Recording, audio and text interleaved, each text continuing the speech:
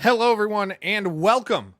It is Tuesday, November 19th. We're almost at Thanksgiving, and you are tuned in to the Mike Straw Show. As always, I am Mike Straw. You can find me on all social medias at Mike Straw Media. Blue Sky, Threads are where I'm primarily at now.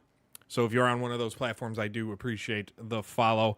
I'm working on separating myself so you don't get the same thing on both, where Blue Sky will be more for my gaming and inside news and things that I don't have enough to run a story on at Insider Gaming.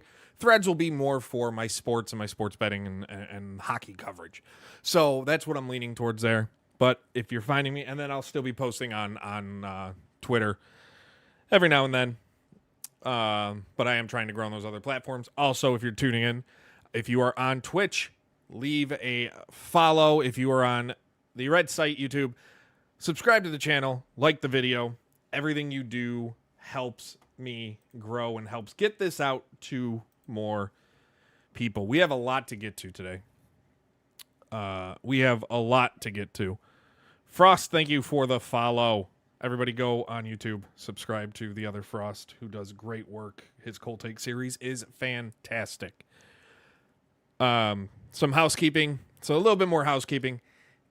Insider Gaming, insider-gaming.com. All the latest news we dropped today, and we'll get into it. We dropped today the first ever, the inaugural Indie Game Awards, the nominations for that. Great team over at 6-1 Indie. Mike Townsend, Kyle Stevenson, everyone over there doing great work.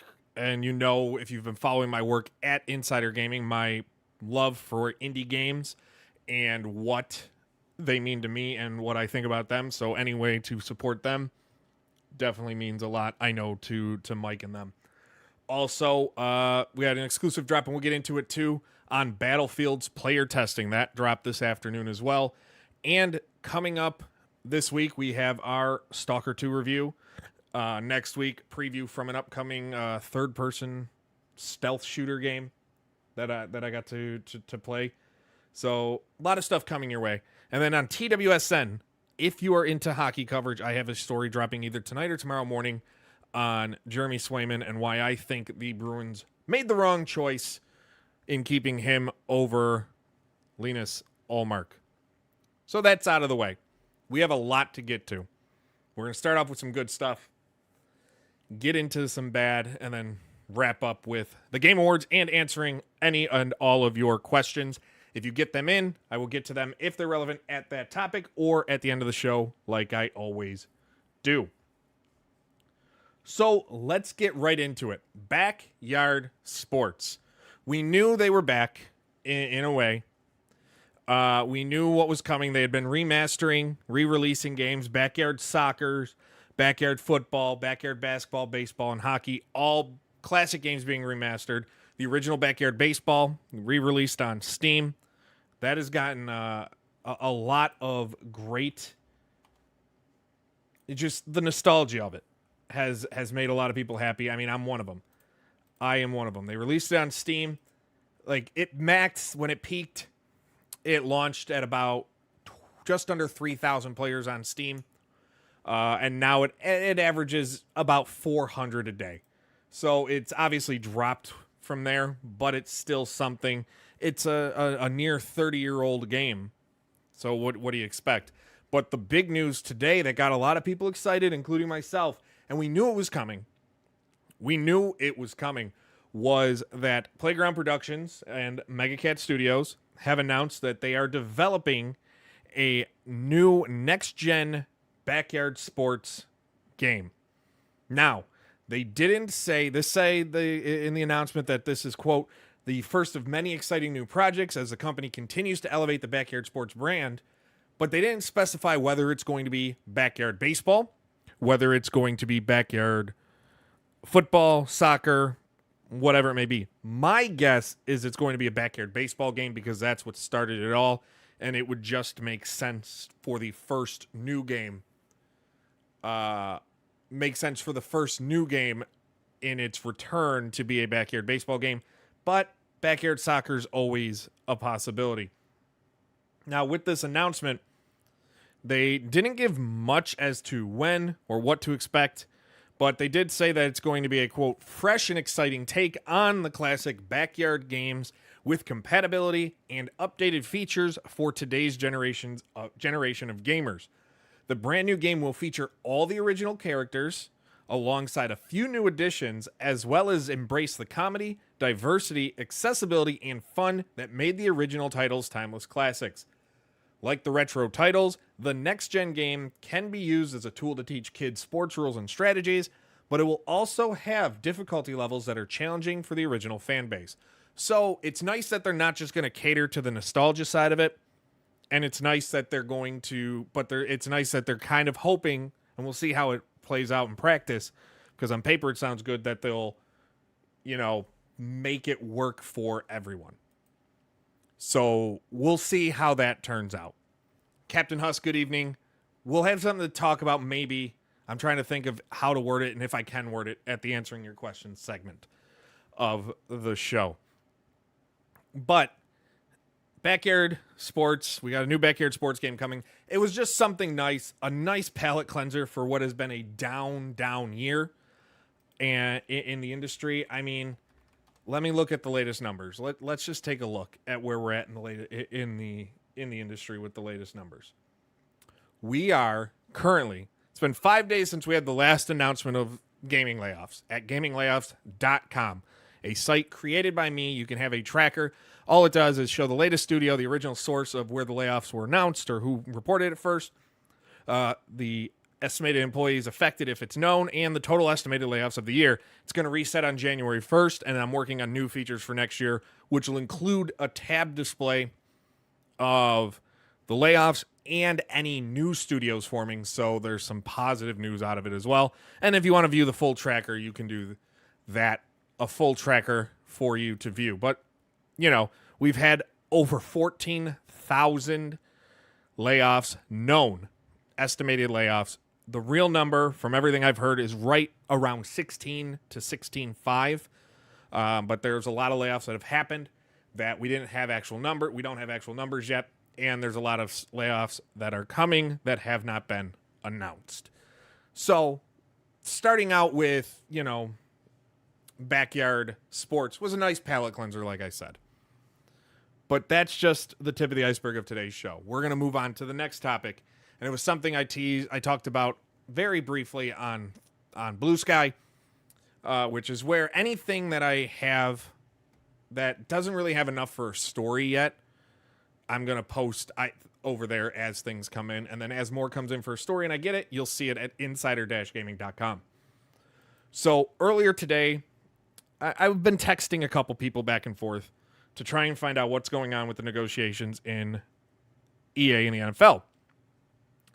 And I asked, where things stand, because Amazon has that docuseries coming up starting next week on Madden. By the way, I can confirm I will be involved. I'm not on camera. You're not going to hear my voice, but my content is included in episode 4 of that series. So I'm pretty damn excited about that.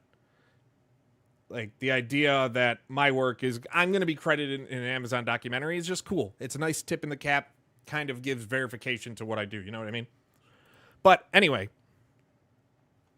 we have a small update. And I've been told that talks between EA and the NFL on a new contract are, quote, progressing. Now, that is, depending on how you look at it and depending on how you feel, that's either good news or bad news. Obviously, you don't want no NFL video game, but there are a lot of people that do not want EA to continue to have the exclusive license, which happened 2004. They get that license after the scare from 2K when 2K went on that, we're going to cut all the new game prices to $20. And it scared EA enough to where then they negotiated and they paid a boatload of money for the official exclusive license. And we're going on, this is the 20th year. Next month will be the 20th anniversary since EA scooped up that license. But there's less than 2 years left on the current deal and nothing has been announced. Usually by now we've had an announcement when it gets close to this. We had not because nothing had been signed, but talks continued, and, they're, again, like I said, progressing. It's not a big update, but it's still something. Then I did ask, whether this is going to be progressing towards a continuation of the deal, like an exclusive deal, and all that was said in kind of the most obvious response I think I've ever gotten to a message to a source. They said, quote, "That's what EA wants." Well, and my response to them was no duh. No duh. Of course that's what they want. Why wouldn't they want that? We're looking at a company that has had this license for 20 years, and they make billions of dollars on it. And we'll get into the revenue side of sports games in a minute, too. In a few minutes. But, of course they'd want to keep it. It's not surprising in the slightest. But we'll see where things stand in the coming months and years. It wouldn't surprise me, to be honest. If I'm a betting man. I like to make wagers. It wouldn't surprise me if we see an announcement around the 20th anniversary. So the original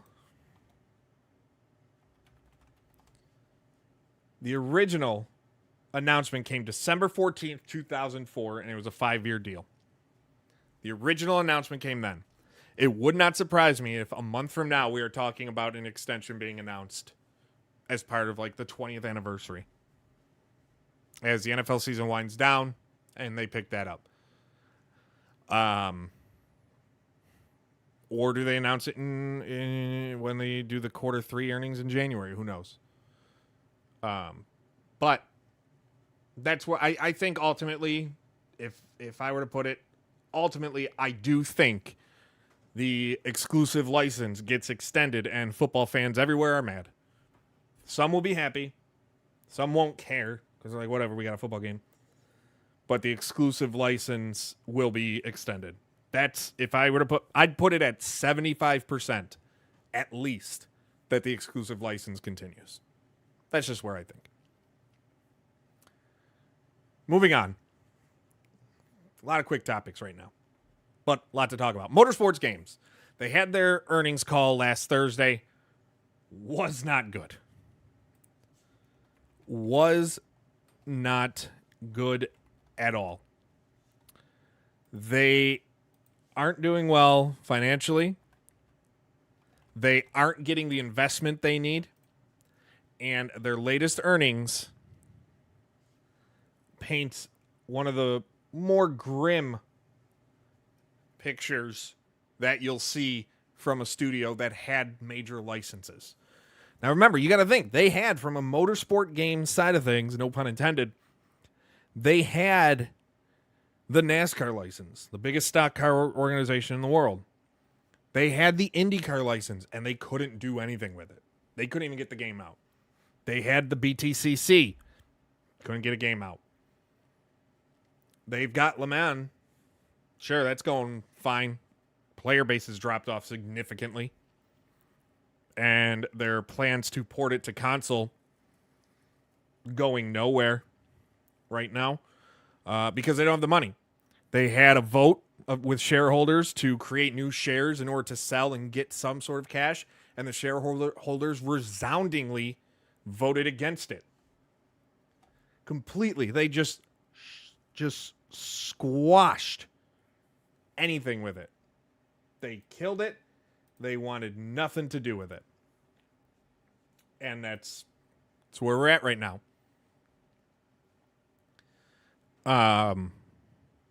Huss, why is there no sale? I don't know. They have a month left to sell these games. They have 1 month to sell any of these games. And they haven't sold all the NASCAR Heat games, 21 Ignition. They have a month before on December 31st. It's the last day. Come January, 31st, Motorsport Games can no longer sell any of their NASCAR titles.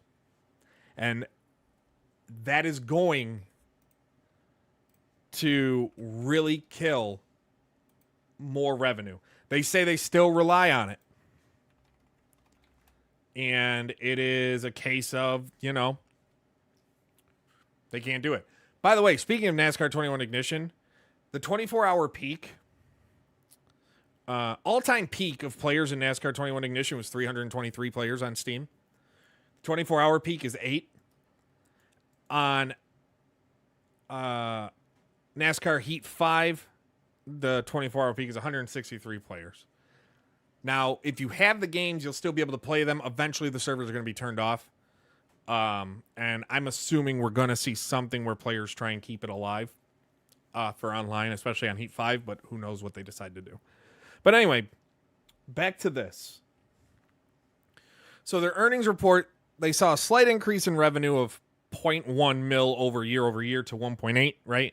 Company did have the net loss of 0.6 million for Q3, which is an improvement because a year ago they were hemorrhaging money and they had a $3.5 million net loss. So to only lose 0.6, to only lose 600,000, granted, it's a major improvement. It's good in that sense. You lost less, but it also happens to the fact that you have no one on your staff anymore. The company's completely gutted.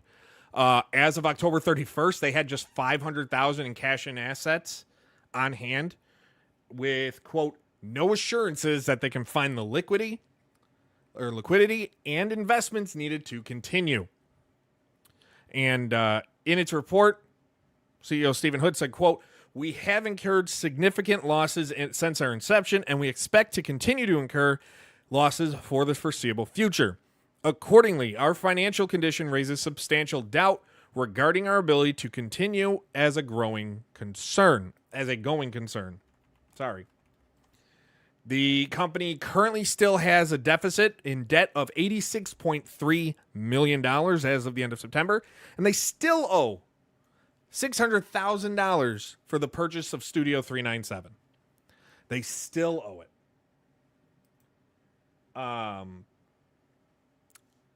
They are about to lose, like I said, the ability to sell the NASCAR games as part of that deal to iRacing.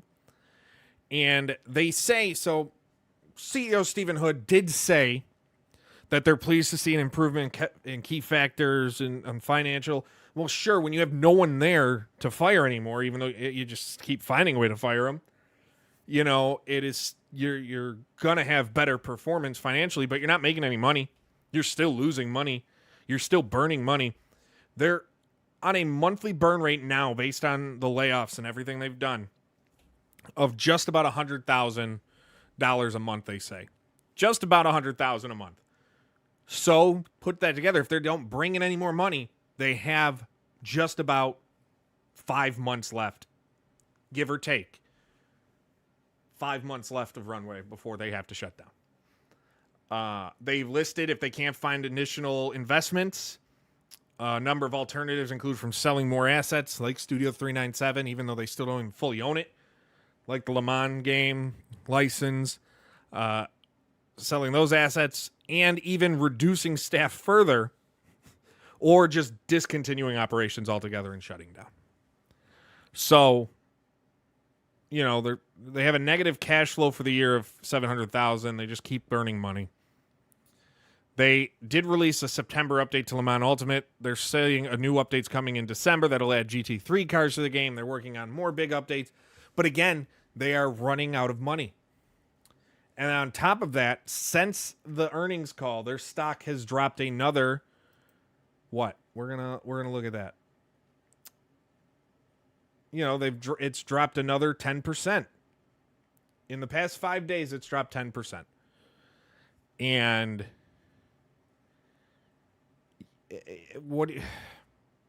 it's close to being a penny stock again.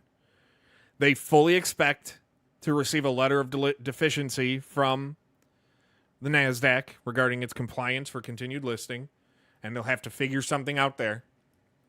This is a company that had all the opportunity in the world, and they fumbled the bag constantly. And what sucks is I had a great relationship with a lot of people. And this part of the business. Once you start reporting on the state of a company, you start getting the insider information. You start getting former employees reaching out to you, current employees reaching out to you, contractors who went months without being paid and threatened to leak source code of the game, sending you the source code as proof. You know, you're going to not be seeing in the light. And it sucks. A lot of good people. Most of the people I knew that were good people aren't working there anymore. I had their lead in the Australian studio behind the IndyCar game trying to come at me saying I was lying about everything. Tried to, in my DMs. Sorry about that. In my DMs, say I was lying about everything. But I kept sending them proof, and they said that wasn't proof. What do you mean, why did they never try to get back? Not sure what you mean by that. But they, you know, it is what it is with them. I don't see them. Why did they never try to get back, save the company? There's no shot to save the company, I think, at this point.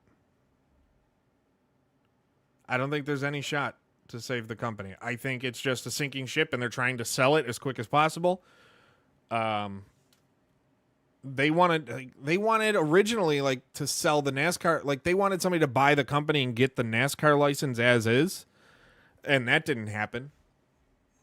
Then you had the esports NASCAR E-League, which I had been working on a long feature of this. I talked to former racers. I talked to the former head of the league. I couldn't get anybody at Motorsport Games currently who was still there at the time to talk. But I talked to a lot of people, and I had this story going, and then the interest, putting that story out, I don't think would have done anything. It's unfortunately one of those stories you do all this work and then you have to shelve it. And I hope it comes to light soon. I hope I can get it to come out, but we'll see what happens. But I don't think Motorsport Games they'll probably make it to January 1st. I don't think they make it to the end of... I think by the end of the fiscal year, though they do theirs January to January, the end of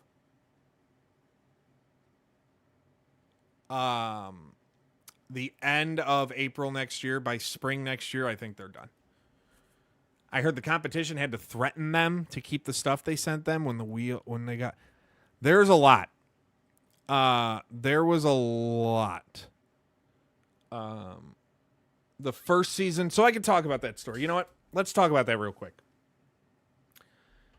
Everybody I talked to a number of drivers, both on and off the record, because obviously I needed some on the record names to talk about this. And they loved the initial season. They loved it. Everything went great, smooth, interest was there. And then they kept switching games, caused some issues. Then some people were forced to go to wheels that weren't comfortable to make it a fair thing. I don't know. Then they they started doing boring tracks. No one wanted to watch no one wanted to watch Sonoma, right? In a video game. Those races aren't entertaining to the viewers.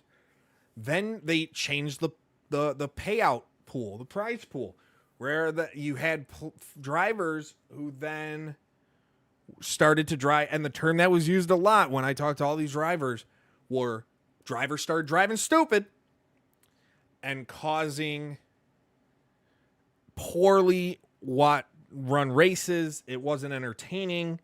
You had cautions, drivers making moves that no one should really do. Like, stupid driving was was what I was told a lot by a lot of people. And people just didn't like how it was managed. You had no signs. Like, to this day, Motorsport Games has never told any of the drivers, hey, we're not having another one. Grant, everybody knew. Everybody knows. It's one of those things of like, yeah, no shit. But to this day, they've never been told. They were told that when NASCAR 21 Ignition was going to come out during early development, it was going to have new features to help with the E-League. Again, you couldn't do the E-League. The league died in a big way because NASCAR 21 Ignition could not support what they needed for it. They couldn't do it. Couldn't have the private lobbies for the races. Could not do it. Couldn't have observers. Couldn't do it. So there's a lot there. Maybe their story still should come out. Maybe I'll look into it and see if it's worth coming out. But now we got to move on to the bigger stories of the day. Battlefield testing. So Tom Henderson, my boss at Insider Gaming, insider-gaming.com. Exclusive. Battlefield 6 is undergoing the franchise's biggest playtests ever to prevent another disastrous launch. We know how Battlefield 2042 went. We know how Battlefield 5 went. We know how that series has gone over the years. We know, I mean, it doesn't bear repeating how much. We've been reporting it. Tom has been reporting it at Insider Gaming all year, everything to expect. If you don't know what to expect from Battlefield 6, which is currently what they're tentatively calling it, they haven't announced it, so they could change it, but that's what they're planning on calling it, which really annoys me. Because you got 5, you got 2042. The naming structure is kind of as dumb as Xboxes. You got Xbox 360, you got Xbox One. But we've had all of this. Like the game is going back to its roots. 64 players, all out building destructions, modern settings, and a very promising type of game. So it's being used, like EA is putting the most money they've ever put into Battlefield. They're putting the most money they've ever put into Battlefield. And part of that is with feedback and playtesting. Now, playtests happen with every major game. Like even Concord, that game got playtests, right? But the difference is with this, EA is doing more. Like, I can't explain when we were talking about this, like in our editor meetings, in our staff meeting, the amount of playtests they're running. They're having more frequently.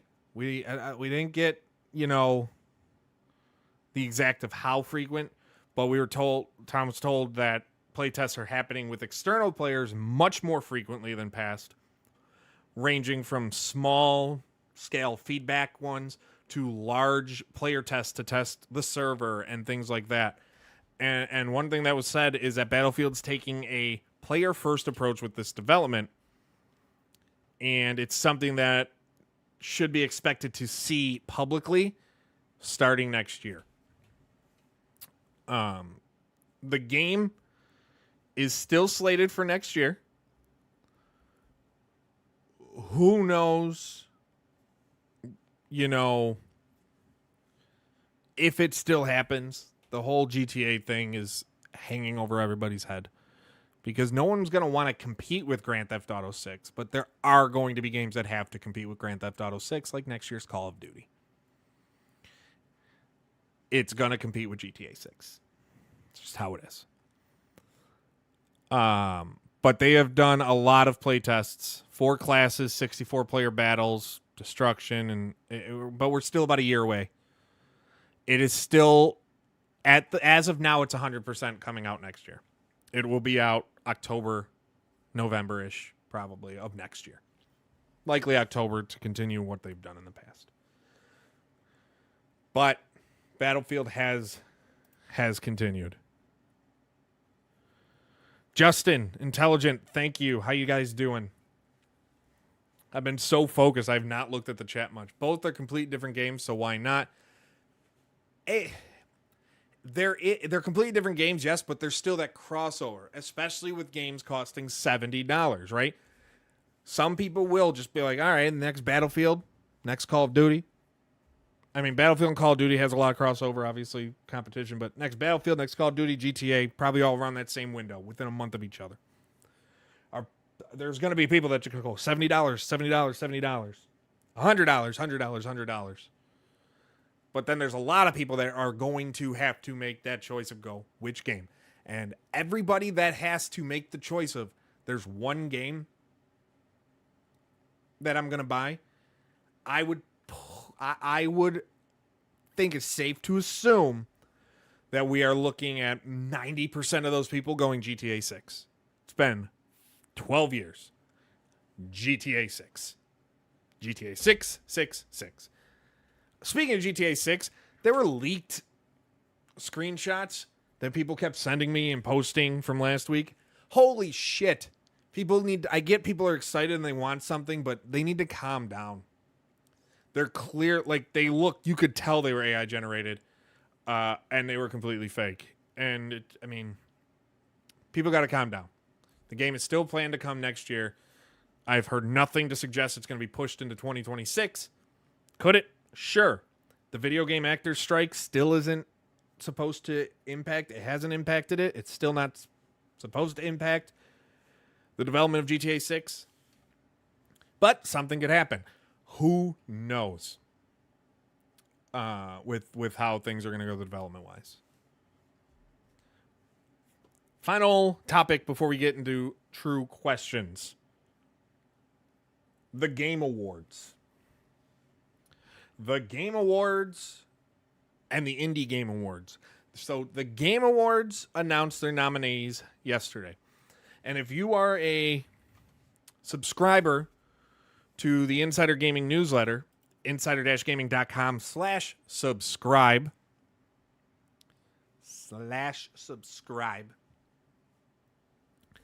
you got my column on that I put. I put a weekly column in the newsletter. This one was one of the longer ones because there's a lot with the Game Awards that pissed me off. Who are the Game Awards for and what do they actually mean? So, first things first. A few days ago, they put out their statement saying that DLCs, expansions, remasters, remakes are all eligible in all categories this year. They changed the rule. And we all know why they did it. We all know. No secret. It's the Shadow of the Erd Tree rule. We knew exactly what they were doing. We knew exactly what they were making that rule for. It's because Shadow of the Erd Tree was likely nominated by a bunch of people who know nothing. I'm going to say it. I don't think the people who nominated Shadow of the Erd Tree know anything about what this award show should be for. If you're going to give it to DLC, create a damn best expansion category or best expansion or update or DLC category. Create its own category. They changed their rules to allow them in the game. And they put Shadow of the Erd Tree, an expansion to Elden Ring, in the Game of the Year category, up for Game of the Year. And before anybody says they're just awards like by a jury, like it's not that big a deal. When you're trying to present it as legit, it just comes across as it doesn't make sense to me. It just comes across as so sketchy. An expansion isn't a game. All right? It's not a game. An expansion is building off a game that already exists. Without that game and take out that base game, you have nothing. There's no expansion. There's nothing you can play. That shouldn't qualify as Game of the Year. It shouldn't. And I'm not here to tell you that, Shadow of the Erd Tree isn't great. An expansion, it added so much to Elden Ring. It did make it did add like it was a sequel, but it's not a sequel. You know what I mean? It had that sequel feel to it without being a sequel. So I get why some people would want it there, But at the end of the day, it shouldn't be there. It's not a new game. Anything that you can't play without spending hours, and in the case of Elden Ring, dozens and dozens and dozens of hours in order to get to, shouldn't count. Shouldn't count. I can't just go and buy Shadow of the Erdtree, load up and just play the Shadow of the Erdtree content like it's its own game. I can't do that because it's not. I have to do all the original, the first story, the main story of Elden Ring first to get there. Does not count. Number 2. Helldivers 2. Game, fantastic when it launched. Showed what a game as a service could be. Not included. It got best ongoing game, despite being out for less than a year. But not included in Game of the Year nominees. And I got to thinking why. There's a few things. Like, it launched in February. And like, I get Elden Ring launched in February too, and it took home awards. And I've always had this thought that you can get punished for releasing too early. Like, if a great Game of the Year launches in December, out of nowhere, it's not going to be nominated next year because it came out before 2025, even though it's still in that window before the cutoff of nominations. It's not going to do that. So maybe it had to do with its timing. But it, to me, showed what a game as a service could accomplish this in modern era. Game had record numbers on PlayStation, Steam. It had a great online community that was building its own lore. Like, the community online, when it launched in the first few months, was amazing. It continues to this day. Not as strong. It's not early month numbers, but it's still a success.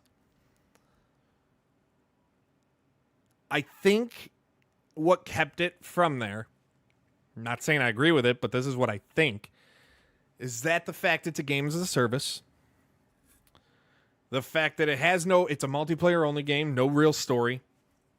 You have to make your own story. You have to go with what the lore is and what they say and, spread democracy.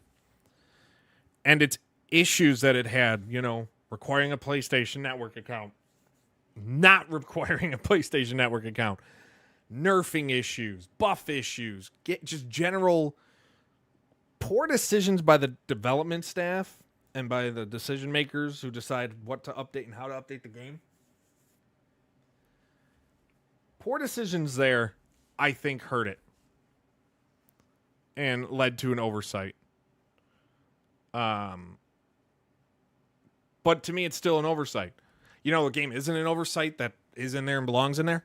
Balatro. A game should win Game of the Year? Balatro. A game won't win Game of the Year? Balatro. They made the rule for Elden Ring Shadow of the Erdtree. There's no doubt. It's guaranteed. I need to figure out a wager to make. If Shadow of the Erdtree doesn't get Game of the Year at the Game Awards, what I'll give away. I got to figure something out. Help me decide. We'll decide that as we have the build-up because we got 3 weeks left until the awards. Let's get to my last point on the Game Awards, and then I'll answer questions. Sports games. Obviously, if you've been following me, I come from sports gamers background. I was the managing editor at sportsgamersonline.com for 6 years. It's been my thing for years. Prior to that, I was doing it fan-sided. I was doing it everywhere. Can we stop treating sports games and the people who enjoy them like the unwanted stepchildren of the gaming industry, please? Can we? I'd love that.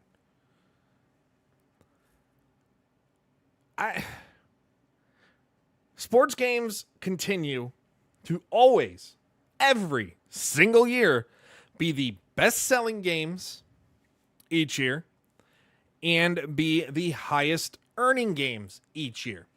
You see it with EAFC every year. You see it with Madden every year. You're seeing it with college football every year. And we'll talk about college football more in a minute. But yet, when it comes to award shows, the Game Awards specifically, we're seeing them continue to be treated as a throwaway. No one there. No one cares. They continue to lump in racing and sports games in the same category when you can call not every racing game is a sports game. Let me say that again. Not every racing game is a sports game. Not every sports game with racing is a racing. Like, for example, Midnight Club 3 Dub Edition, if this existed when that came out, you really think that belongs in the category of racing of sports games? Midnight Club 3 is not a sports game. It's a racing game. It's an open world racer. And that's where it should be. Its own category. Now, and it's not like we don't get a plethora of racing games every year. There's some great games that come out. Some years we have a bunch of them come out. Others not so much. That doesn't mean they have to be lumped together. But they're two vastly different genres to people who play those games and are around those games. And then you have them at the Game Awards, and they're the throwaway category that never gets any stage time during the show. It's just Jeff Keighley standing there, and he runs down. And the winner for this category, here are the nominees, here's the winner. Oh, and the winner for this, it's like during a 30-second, a minute rundown, right, of what's happening. So we never get that. And then you have, it's clear, those who nominate the games don't play much, if any, sports games, period. Because each year it always feels like it's the same group despite always being better options to pick from. So this year's sports game nominees are EA Sports FC 25, okay game, not a great game. NBA 2K25, great on the court, everywhere else, a train wreck. Topspin 2K25, no. Cool, first Topspin game in years. Cool, not a great game, not a good game. F124, not even the best F1 of the last 3 years, let alone one worthy of being up for an award. And WWE 2K24. That one I'll give because it is the best WWE 2K game since WWE 2K got the license for WWE. The best one without question. But you notice what's not there in that list? College Football 25. And now you can say what you want, like there's gameplay issues with it now, or Dynasty wasn't as deep as you wanted it, or Road to Glory wasn't as deep as you wanted it, and blah, blah, blah. I will hear all those arguments. But to say it's not one of the best sports games that came out in 2024 either means you haven't played it or you don't play sports games, period.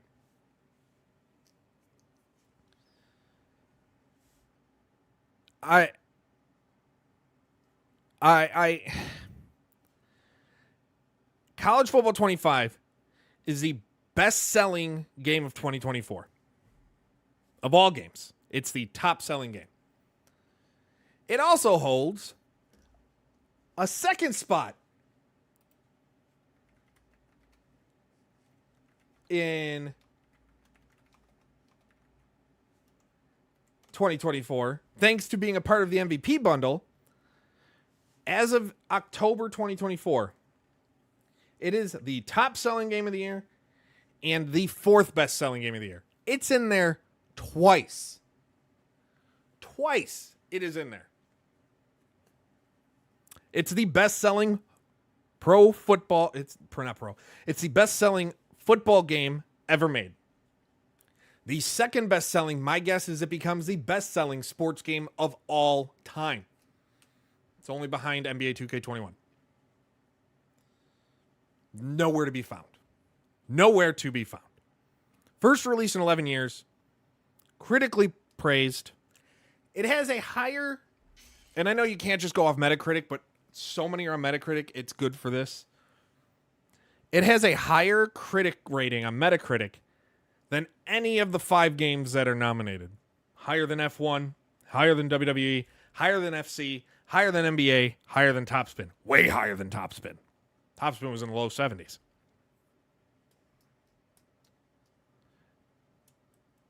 I don't get what they're looking at and looking for. All I want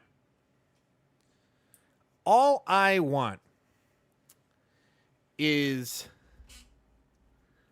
for sports games to just not be treated as inferior.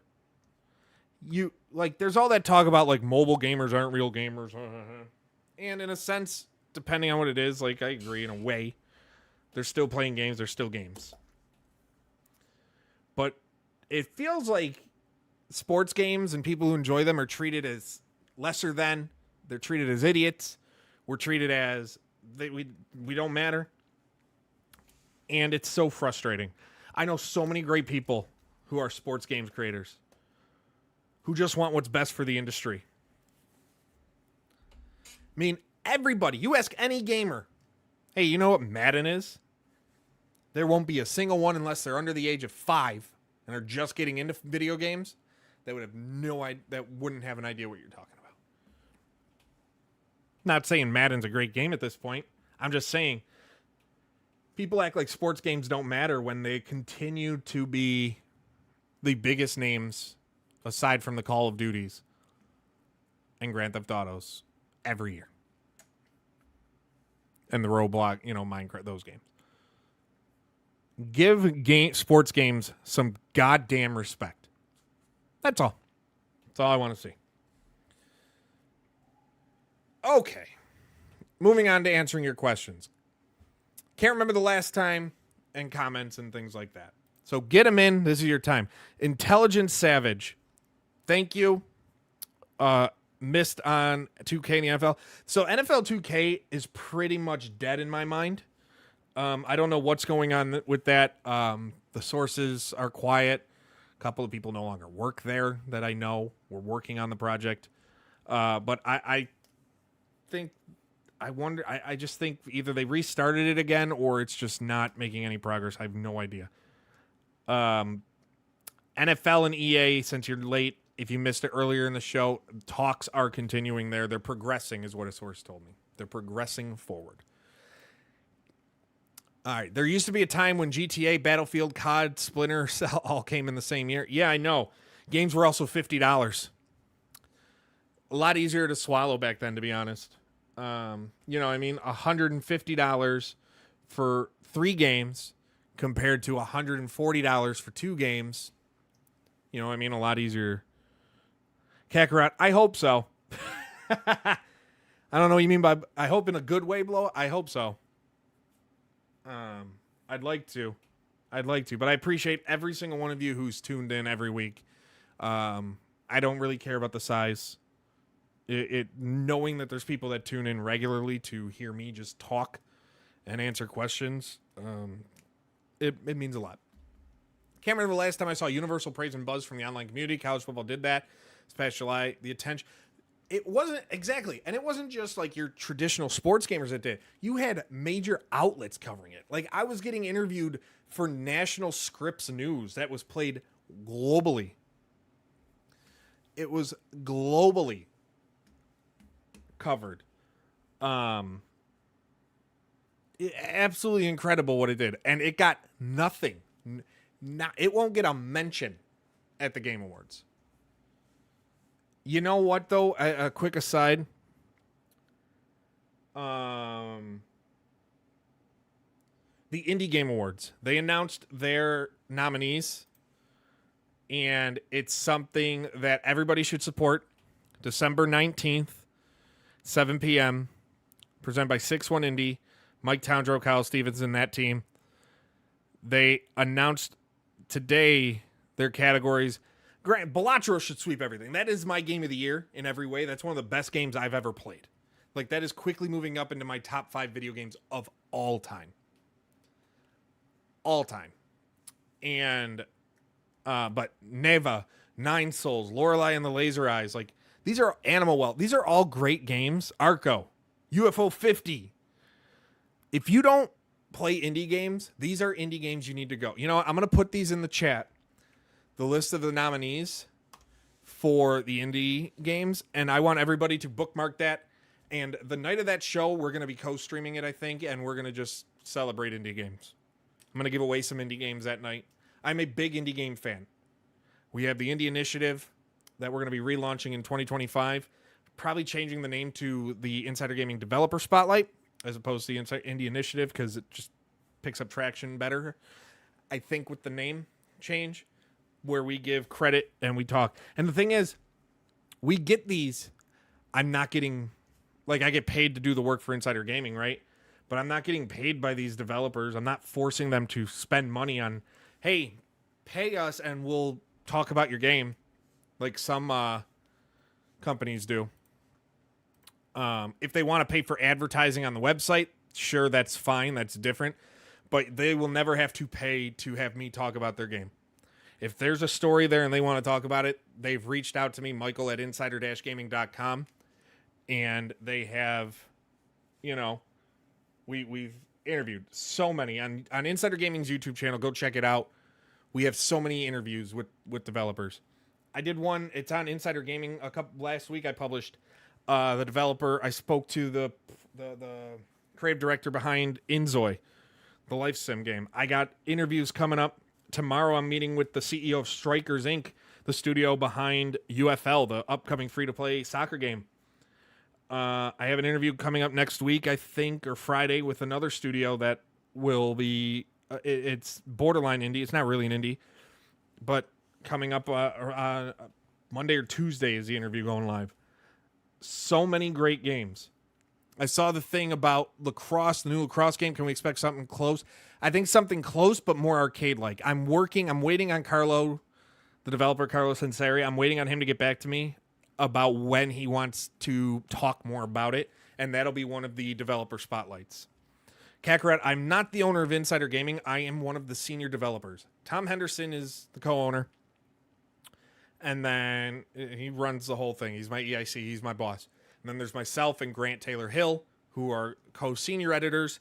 He handles a lot of the esports, the evergreen stuff we do. And then I handle a lot of the YouTube, the social media, and that type of stuff. And then we have our writing and everything like that. And then we got a staff of great writers. Sanche, Brandon, Bryson. Like we got great people. We brought in a couple people who were caught up in the Gamers Group layoffs. Andy, JP. Like we got a great group of guys over there. Saber. NLL Lacrosse 11 I didn't like. NLL Lacrosse 10 I liked a lot. I liked a lot because it actually felt like NLL Lacrosse. They had the jersey. NLL 11, the gameplay was better, but the field was too big. The jerseys, they didn't have the actual jerseys anymore. They just had the players and then the color. It wasn't good. You know what I think I might do, though? I have my 360 there, and I still have NLL Lacrosse 10. Maybe Thursday, because I got to dig out my power supply. I think it's down there. And find my 360 controller. I think I'll play some lacrosse. Or before because the NLL season starts in a couple weeks. That'll be fun. Just do a season in that. An old school 15-year-old lacrosse game. To prep for the season where the Bandits will go for 3 straight championships. And I hope. Last year they gave season ticket holders, every season ticket holder got a replica. And this thing's huge and heavy, and it's metal, and it's legit. It's not real diamond and all that. But it's a 1-to-1 replica of the championship ring. And it's the coolest damn thing in the world. It's the coolest damn thing in the world, man. Amazing. Makes me feel special. 17 years season ticket holder. Any tease for Undisputed? Why are layoffs happening? Because Gamers doesn't know how to manage their staff and manage money, and they buy outlets and they cut them and they ruin everything. Gamers Group, the day that goes under or it gets taken over by somebody who knows what they're doing, the better. Any tease for Undisputed's December update? December update, I don't have anything. I'm hearing a lot of names that they've been negotiating with. I don't know how close they are to announcing some of these names. The names, everybody, obviously, that's been out there. uh, Anthony Joshua, Francis Ngannou. You know, these are names they've talked to. I don't know how close they are, but if you're the reports are accurate of the talks, at least. And then there's also been talks with a certain creator who just had the biggest rigged fight of the weekend. So I'm so stuck on college basketball be a thing. When do you think would be a good idea for EA? I don't know. No UFC 6 news. There won't be anything till next year on that front. Unless I get something. I don't think I'll get anything else. I know EA was pretty pissed from what I heard. Which isn't surprising. Speaking of EA, can we talk about something? So they announced NHL Arcade is coming back within NHL 25. Great. But why? My frustration is, why the hell? Why did they put it behind World of Chell where you need online Xbox Live or PlayStation Network in order to access it? You can't play it offline. You can't just play it.